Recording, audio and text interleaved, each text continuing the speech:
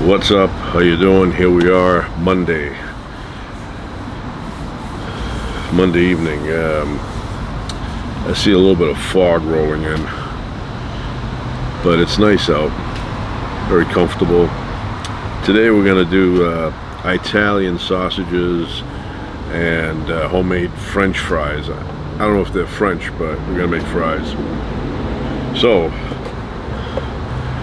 one of my favorite cartoons, the Flintstones. Look at that. I loved everything about that show. And to me, I liked it even better when they brought in Kazoo. Thought that was a good concept. But everything about that show was awesome. I love the town they lived in. Good neighborhood. Had a good friend, Barney. You know, they lived next door to each other. They did bowling together. They played golf together. Just good feel-good show. So, you know, then they had the children.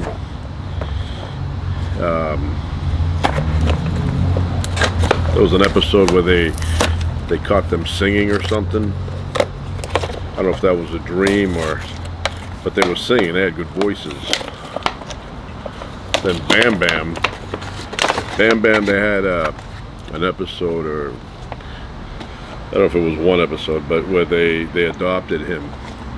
But I don't know where he got all that strength from. I know he was like a caveman, but he was very strong. And the problem with that was when he got older, teenager, because they had the teenager years that I used to watch a lot on Saturday morning cartoons, but he wasn't strong, kind of like a wimpy guy. So I don't understand why you need a screwdriver to take these things apart. Why don't you just throw it in the box? Is it for theft? I don't know. I mean, you know, if you want to steal this, you just crunch up the box and take it. Or you bring a screwdriver with you. It's extra stuff I have to do.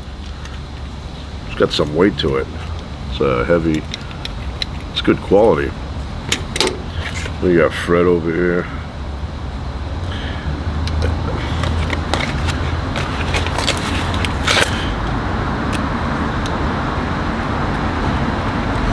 I bought this screwdriver specifically for these kind of toys.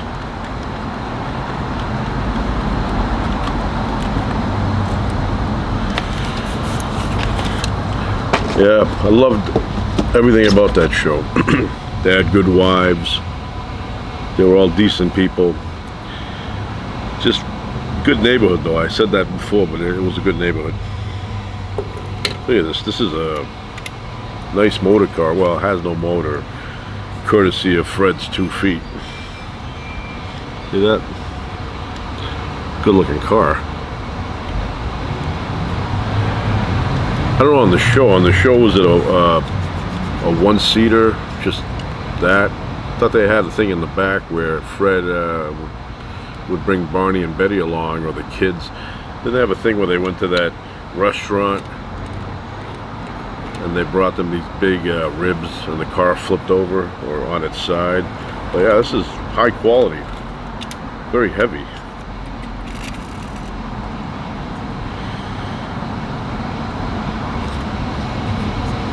Yeah, I think the show had seats 5. But I loved that show, loved it. And the Jetsons too, which was kind of like the Flintstones, but in the future. He's heavy too. Anyway, I'm like a kid in big clothes. I love these cartoons. Got the frog here. We'll take that inside. I feel like Mr. Rogers when he would bring out stuff to talk about the neighborhood of make-believe. And he would say, today on the neighborhood of make-believe, Fred Flintstone is going to visit with his car. And he's going to get into an argument with King Friday. And then it would blur out, and then you'd see the neighborhood of make-believe, which I was a fan of that show. I had a dream one time that I broke into his house. I didn't break in, the door was open. I went inside and no one was there, and I explored the whole house. I went everywhere. And then the main thing I wanted to see was the trolley. Had the button by the that little couch thing he sat on, flipped the switch on, trolley came out with the piano playing. Well, I got the trolley to come out, I sent him ahead of me, and then I crawled on the tracks, and I ended up in the neighborhood of make-believe, which I ended up visiting the actual castle and the tree where X the Owl lived, the platypus's machine there, and that Corky guy did the whole thing. It was an awesome dream. It was so awesome that I think I had that dream in the 3rd grade, and I still remember it today as if it were yesterday. So anyway, today we're doing potatoes. I have Italian sausages. I have asparagus, and I bought a bison steak, which if you told me that a year ago, I would be like, yeah, I'm not into that, but I've had it because I watched this YouTube channel. It's like, what is it called, the bearded butchers, or I don't know, it's these 2 brothers. There's more, I think there's like 3 brothers, but the 2 of them are the guys that take things apart and they show you how it's done. And one day I was watching a video and they were talking about bison. And they were saying that it's not gamey, it's very tasty, it's a little bit on the sweet side, it's low, very low in fat, very low in fat. And they made it sound really good. So I went and bought some from the Whole Foods. And the only thing they said is don't cook it too long. Put it up, and it's finished. Because if you leave it too long, because it's low in fat, it'll become very rubbery. So I only put it on for a couple of minutes. And to my surprise, it did not taste like buffalo, because I cannot stand buffalo. I don't like it.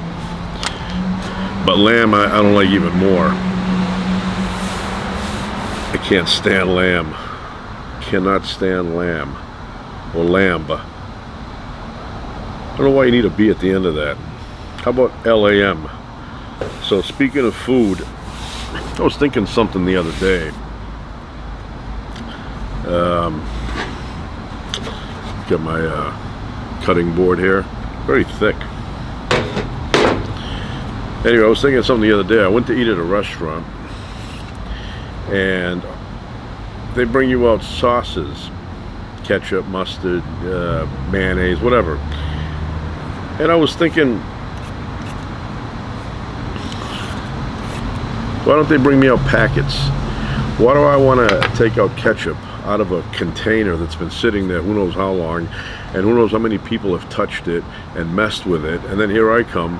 You know, it could have been some guy there for a joke, put some saliva in there, mix it up, or some other guy who's a bit of a sicko puts fentanyl in there, drops, a couple of drops, mixes it up, and here you go, putting it on your burger or your steak or whatever, even A1 steak sauce. And then you're eating saliva from some, you know, funny guy. I was thinking, you know, I'm not into that. Now, with all this stuff going on, you know, people getting sick past, you know, 3 years, why are we leaving mustard and ketchup on a table that has been used by 20 other people before I got there? Just give me the packets, like you go to McDonald's and you say, give me some ketchup, and they give you packets. You know, nice sanitized, you know. I think about it now, and it kind of annoys me that, you know, they leave the ketchup bottle that all these other people have used, maybe messed with it. I mean, remember Tylenol? Was it in the 80s? Some weirdo went in there, put poison inside. Some people died. And then after that, Tylenol, the company Tylenol, put a cap on that if you messed with it and you broke the seal, it was contaminated, or you wouldn't buy it. But you go to a restaurant and the ketchup is open and it sits there. Mama's boy. The ketchup sits there and you don't know what's inside that damn thing. It's like a lot of weird people out there. They're fascinated with making you eat their saliva.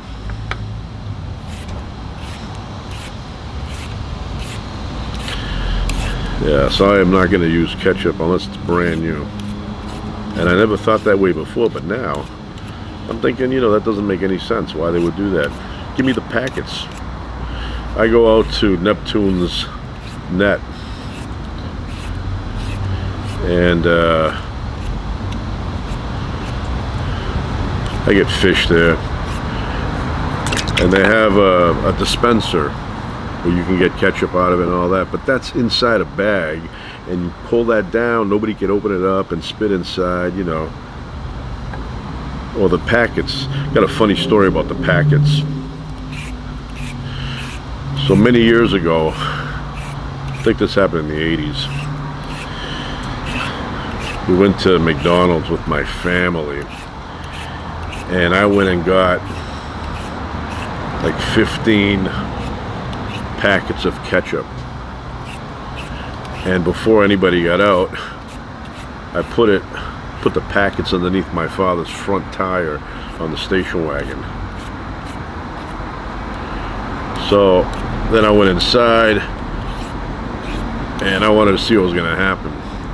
So I went inside, they finished eating their meal, then we all got in the car. My mother was in the front passenger side, my father was driving. I was sitting in the unusual position of the passenger's rear seat, which that was not my seat. I usually sat on the other side behind my father.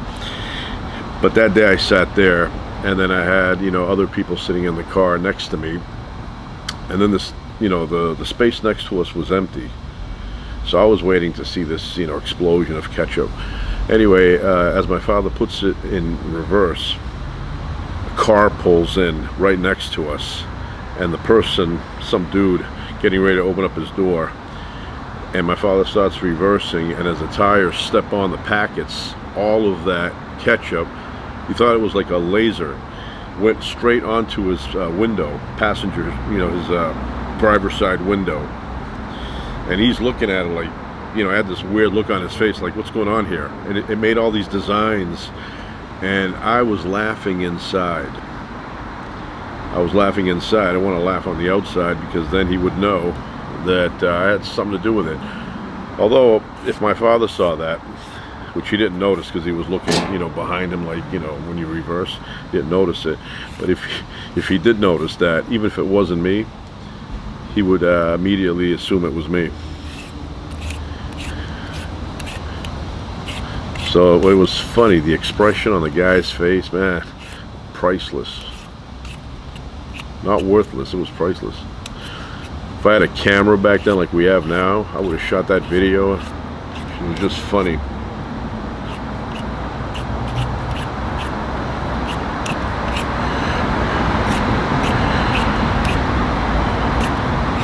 Yeah, a little bit foggy out there.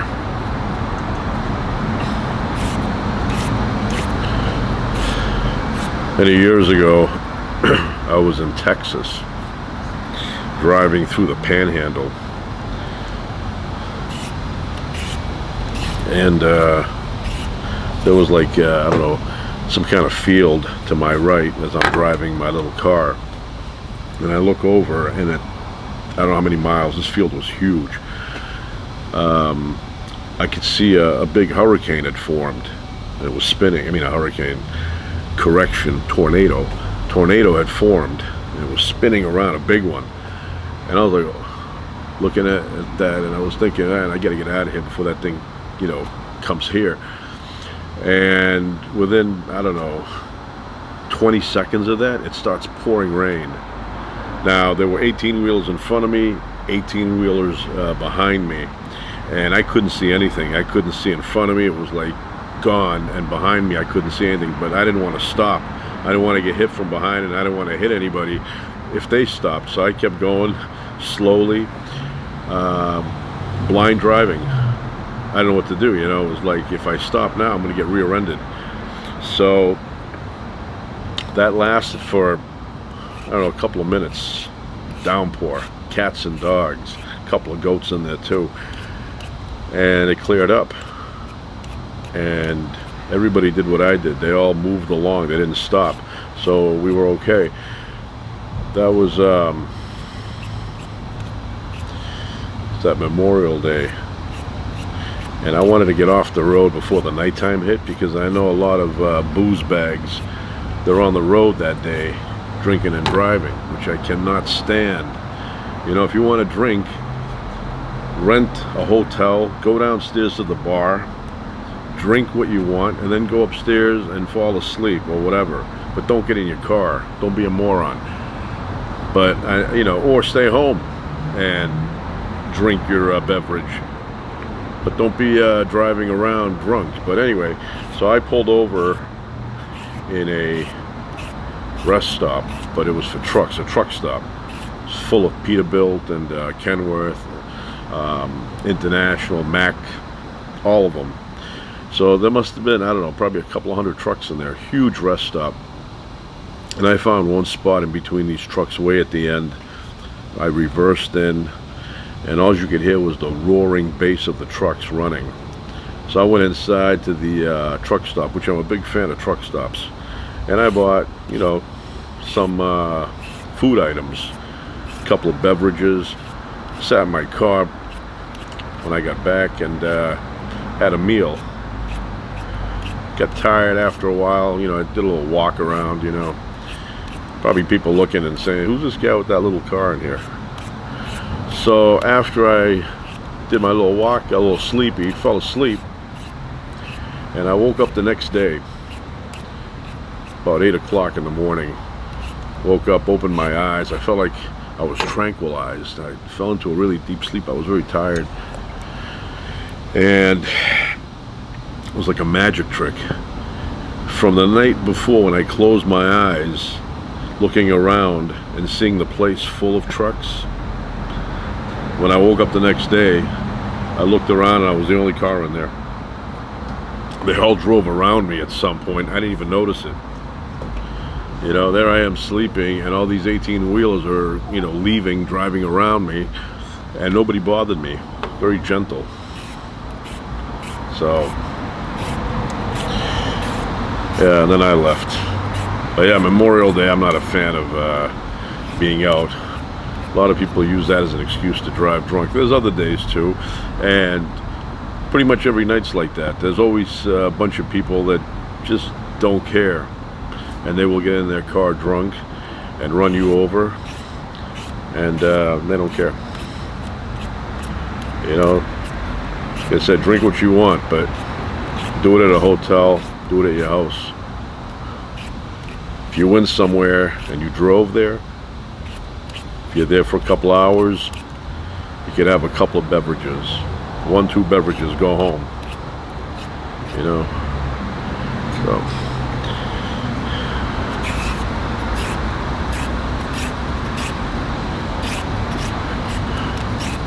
I like this gadget. I used to clean these with a knife. Take forever. I mean, not forever, but this is much easier. Plus it removes less of the potato. And I have my I was gonna say potato, but it's not a potato, it's a potato slicer. I don't even know what a potato is. Anyway, that should be enough. I got other items too, you know, it's not just that. Get rid of some of this stuff. I'm gonna get rid of this stuff and I'll be back. Alright, I'm back. So here's my machine. I may have to stand up if I can't get enough leverage. I don't know, we'll see. Should be okay, I don't know. But I'm here. Oh yeah, no problem. And what I do is I slice them up and then I put them in chili water.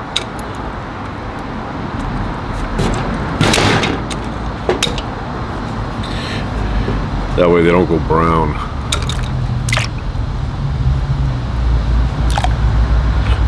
Good stuff. Sticks to the ribs and other places too.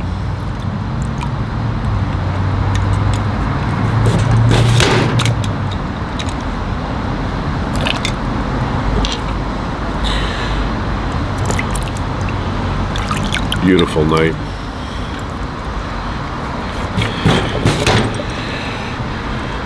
If this was the 50s, there would be a cappella band over here singing. Nice, what do they call that? Bebop. Love a cappella music. Many years ago, there was a restaurant called Crickets. And they always had, not always, I think it was on the weekends, like a Friday night, Saturday, but they had an a cappella band. It was like 5 or 6 Italian guys, and you had the lead singer who had a great voice. He could hit the high notes, had that crispy, clear voice, and then you had the guy in the back there with the bass voice, and you had the other guys there that would do the backup vocals. And I used to go there. I don't think I ever ate at that restaurant, but I used to go there and sit and listen to them sing all night. Just love a cappella, you know, that doo-wop. Doo-wop is what I want to say.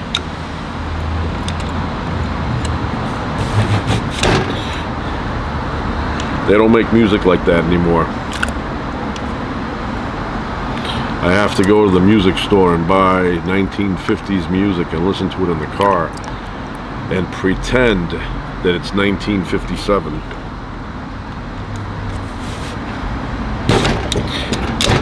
Plus, you know, music is not what it once was. I'm talking about from a human point of view. It's all computer generated now. You know, I miss the guitar solo. I mean, there's good music today, as there was bad music in the old days. I mean, you know, it's the way it is. But in the old days, there was a human element that created it.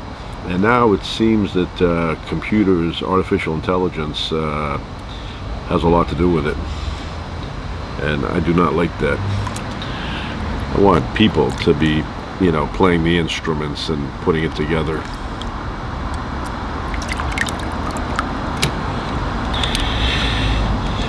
Oh, pretty soon they're going to eliminate us. We're not going to be doing anything. We're just going to be watching AI taking over.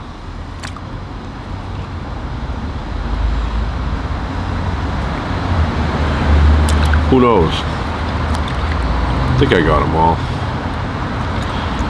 Sometimes I run my hand through these fries and there's always a sneaky potato hiding in the bottom somewhere.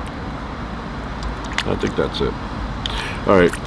I'm going to go rinse those, and then I'm going to put some oil, get it to the right temperature. I got high temperature oil, and then I'm going to fry them up, and then I'm going to cook the Italian sausages,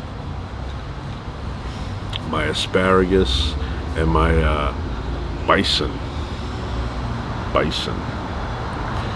Anyway, I'll be back.